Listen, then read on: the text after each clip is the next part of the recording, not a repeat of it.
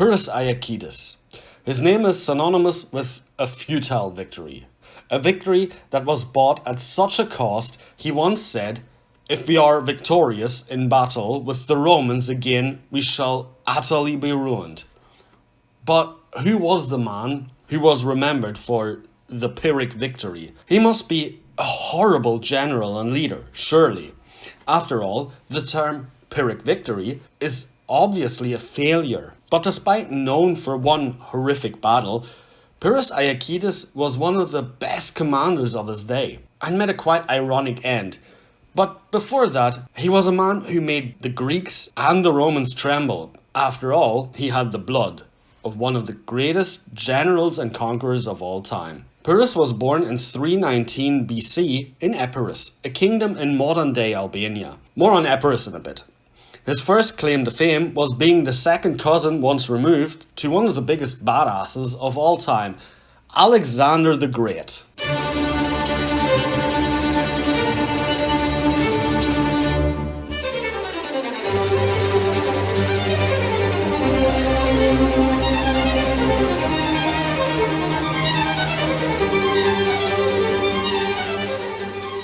Also, his family, the Aeakides, traced their lineage back to the mythical warrior Achilles.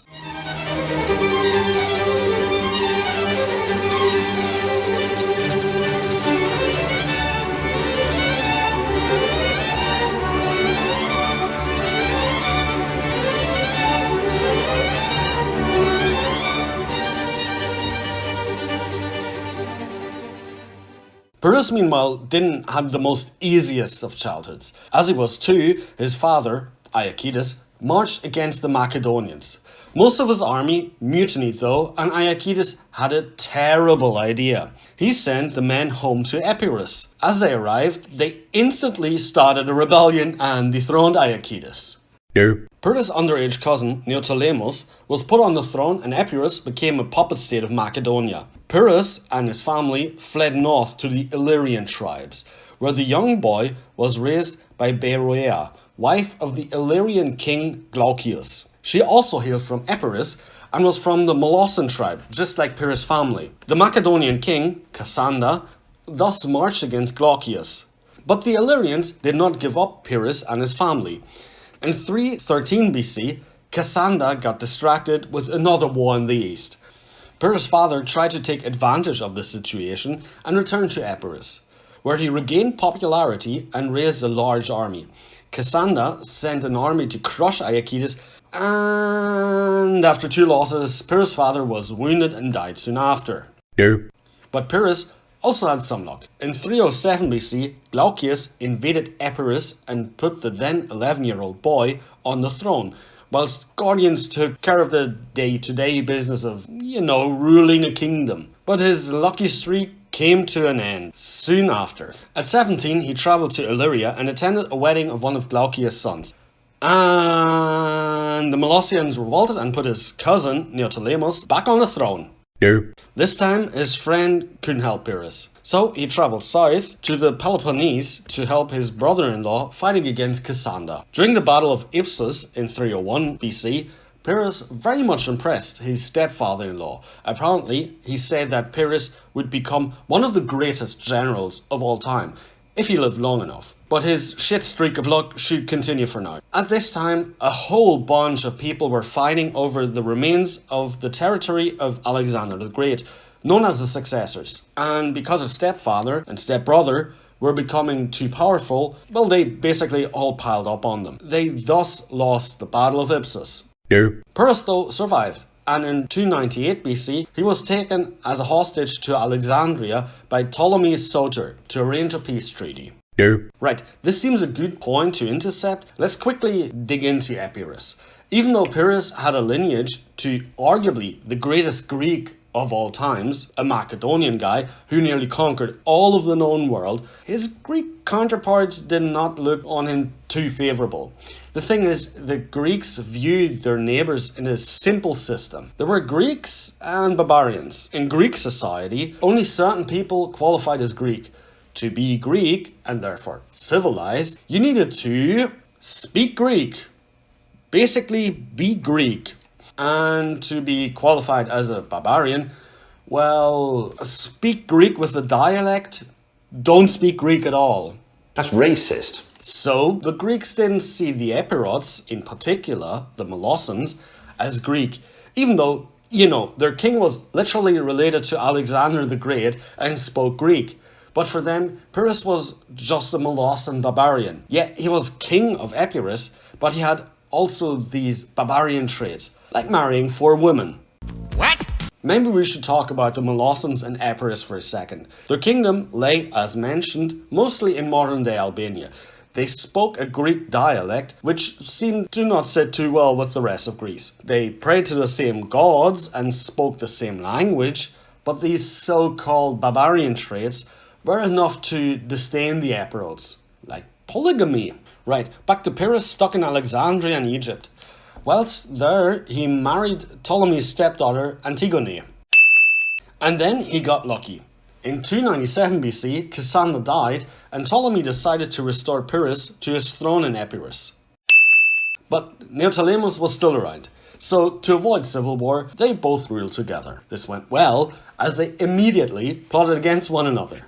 Since this video is about Pyrrhus, you can imagine he outplotted Neoptolemus, sort of. He invited him to a banquet and had him murdered, which no one cared about. And sometime he married his second wife, Lanassa of Syracuse. Right, I'll keep the next parts really short. Otherwise, this is going to be an hour or hours long documentary. Maybe in the future I'll do something like this or write a book about Pyrrhus and Pyrrhic victories. But I think it's super specific, just like the guy in the topic. So we'll rattle through this. Pyrrhus basically only had one setting: war. If he wasn't at war, he would stir one up. For context, Greece was divided by all these successor states to Alexander the Great, so it was troubling times. First, Pyrrhus went to war with his brother-in-law, Demetrius. The invasion went nowhere. Nope. Then, his wife, Lanassa, fled. Nope. Apparently, she was sick of all the barbarian women she had to share Pyrrhus with. That's racist. She also nicked the dowry and then got married to Demetrius. Nope. The Macedonians invaded Epirus, Pyrrhus beat them, and everyone went back to their business. Pyrrhus invaded Macedonia after finding out Demetrius was ill, but he recovered, so this also led nowhere. They tussled for a while and then made peace. After Demetrius concentrated his efforts to the west against the Seleucids, Pyrrhus immediately attacked, forcing Demetrius' son, Antigonus Gonatas, to cede large parts of Thessaly. Demetrius, meanwhile, lost to the Seleucids.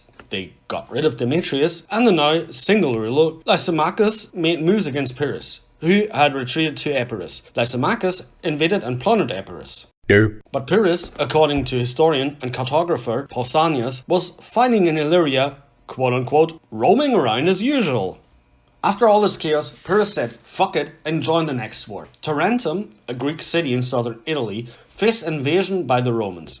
Pyrrhus, ever the diplomat, asked the Oracle of Delphi for guidance. He then struck an alliance with the Macedonians and swiftly aided Tarentum.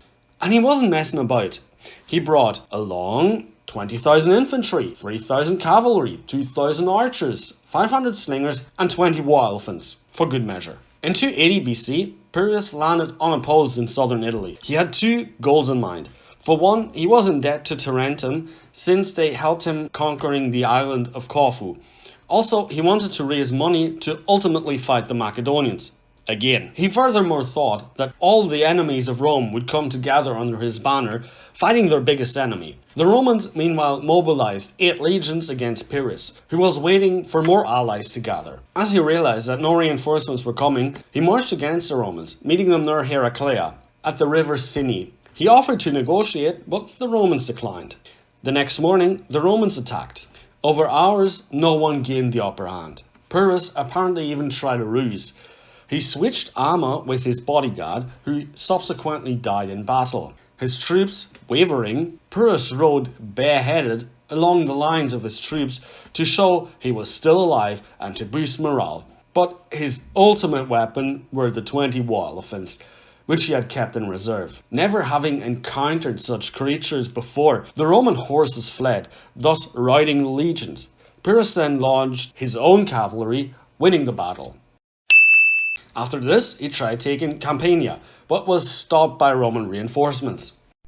He marched like an absolute mad lad against Rome itself, but the defences of the city proved too much of an obstacle. The Romans, meanwhile, had gathered and marched towards Pyrrhus, who had mounted his troops. In 279 BC, Pyrrhus invaded Apulia, and the Epiroun and Roman armies met at Asculum. Right, here's the big one. During the spring of 279 BC, Pyrrhus and the Romans met at Asculum. The two sides had rather equally sized armies. The Romans, now being used to war elephants, brought along 300 anti-elephant wagons. They were mounted with iron poles and manned by ranged troops like archers and slingers. There are multiple accounts of the battle, and it is thus kinda hazy, though it seems to be certain that Pyrrhus either achieved a victory or a draw. Afterwards, an officer walked up to him and congratulated Pyrrhus for his success, who reportedly answered, "If we are victorious in battle with the Romans again, we shall utterly be ruined." Because one thing is certain, Pyrrhus lost so many troops, whereas he felt another assault was impossible. So what about a quote? Well, Plutarch recorded it, but as with most things, it gets muddled by translation and passage of time. I've seen mainly 3 variants of this, but I like this one the best. The quote is in Greek and over 2,000 years old, so there is a margin of error here. By the way, in all of this time, Pyrrhus managed to marry Odolion and Berkenna, wives 3 and 4 respectively, both from the Illyrian tribes. After his unsuccessful campaign in Rome, Pyrrhus travelled south to Sicily. The Greek cities there had asked him to drive the Carthaginians out. He then swiftly lifted the siege of the Greek city of Syracuse, was crowned king of Sicily, captured Eryx, a Carthaginian stronghold. The rest of the Carthaginian cities thus defected to Pyrrhus. Diplomatic proposals with Carthage broke down because Syracuse demanded Lilybaeum should be Greek. Pyrrhus thus besieged Lilybaeum, but Syracuse didn't go all in, so the siege went nowhere. Because of the lack of support, Pyrrhus declared himself dictator of Sicily. The cities of Sicily hated this move. At this time, Pyrrhus also heard the news that in Roman territory, only Tarentum remained loyal to the Greek cause. So Pyrrhus decided to leave Sicily and return to Epirus. Upon leaving, he said, "What a wrestling ground we are leaving, my friends, for the Carthaginians and the Romans." He then fucked off and the Carthaginians destroyed most of his navy. Right, let's wrap this up. In light of all of this, Pyrrhus' death is a bit comical. After his failed Italian adventure, Pyrrhus was off campaigning again against Macedonia. Like I said, one setting. Then a royal Spartan who wanted to claim the Spartan throne asked Pyrrhus for help. Eager to control the Peloponnese, he agreed. The Spartan resistance was heavy, and during the unsuccessful siege of Sparta, he lost his son, Ptolemy. After this, in 272 BC, he advanced toward the city of Argos, trying to take advantage of a civil dispute. His army snuck into the city, only to find that it was packed with enemy soldiers. During the battle in the streets, whilst fighting a soldier, the soldier's mother threw a roof tile at Pyrrhus. It struck his neck, left him either dead on the spot or incapacitated. He fell off his horse, and the Macedonian soldier then decapitated him. The Macedonian king, Antigonus, had him ceremoniously cremated, and the ashes returned to Epirus. So, that was it. Soon after, the Aeakid dynasty was extinct, and Epirus had by 167 BC fallen to the Romans, who in turn had enslaved 150,000 Molossians.